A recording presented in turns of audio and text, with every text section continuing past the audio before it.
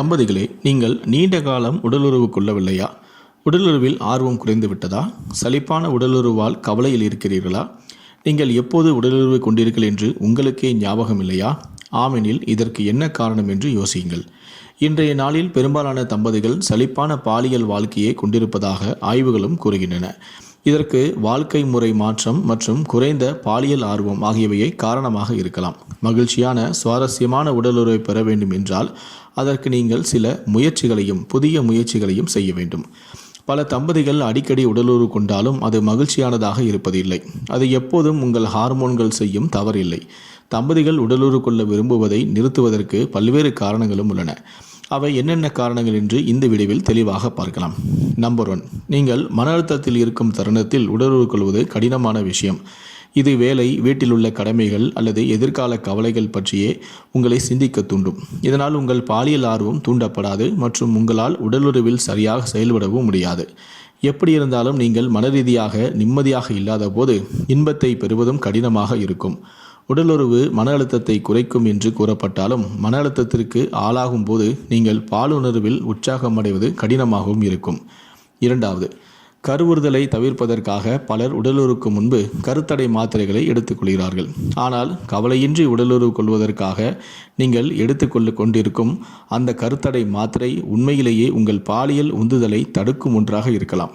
Hormone கருத்தடை மாத்திரைகள் உடலில் இலவச டெஸ்டோட்ரோன் மற்றும் லிபிடோ பூஸ்டர் அளவையும் குறைக்கும் என்றும் கூறப்படுகிறது. இதன் விளைவு நபருக்கு நபர் சார்ந்திருந்தாலும் சில பெண்கள் கணிசமாக பாதிக்கப்படுகின்றனர். எனவே மாத்திரையை உட்கொண்ட பிறகு உங்கள் பாலியல் விருப்பத்தை வேறுபாட்டை கண்டால் உடனே உங்கள் மருத்துவரிடம் பேசுவது நல்லது. 3வது, நீங்கள் எடுத்துக்கொள்ளும் மருந்துகள் உங்கள் வாழ்க்கையில் லிபிடோ அளவையும் குறைக்கலாம். ஒவ்வாமை மற்றும் குளிர் மருந்துகளில் காணப்படும் ஆன்டிஹிஸ்டமிகள் யோனி வளர்ச்சியை ஏற்படுத்தும். இதனால் உடலுறவு போது வலி ஏற்படலாம். இது பல பெண்களுக்கு பாலியல் ஆர்வம் ஏற்படுவதையும் பாதிக்கிறது.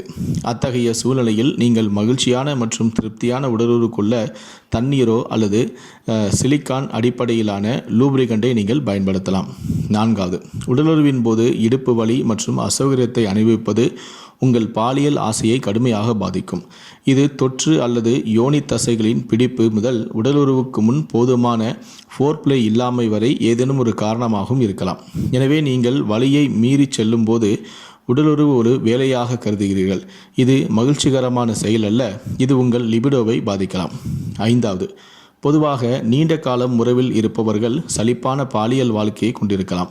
நீங்கள் நீண்ட காலம் உறவில் இருக்கும்போது உடலுறவை அதிகம் சுவாரஸ்யம் இல்லாமல் ஒரே மாதிரியாக செய்து வந்தால் அது சலிப்பானதாக மாறும். உங்கள் பாலியல் வாழ்க்கையை சுவாரஸ்யமாக வைத்திருக்க புதிய விஷயங்களை முயற்சி செய்ய வேண்டும். பாலியல் வாழ்க்கைக்கு மசாலா சேர்க்க வேண்டும். நீங்கள் உங்கள் படுக்கை அறை அனுபவத்தை உற்சாகமாக வைத்திருக்க விரும்பினால் காமத்தீயை எப்போதுமே உயிருடன் வைத்திருக்க வேண்டும். உடலுறவில் உங்கள் தேவைகள் மற்றும் நீங்கள் எப்படி உணர்கிறீர்கள் என்பதை பற்றி உங்கள் துணையுடன் இன்னும் தெளிவாக தொடர்பு கொள்ளுங்கள். கடைசியாக, கவனச்சிதறல் மற்றும் தூக்கமின்மை உங்கள் பாலியல் வாழ்க்கையில் குறிப்பிடத்தக்க பாதிப்பை ஏற்படுத்தும். தற்போதுள்ள இளம் தலைமுறையினர் டிஜிட்டல் கவனச்சிதறல் கொண்ட தலைமுறைகளாக இருக்கிறார்கள்.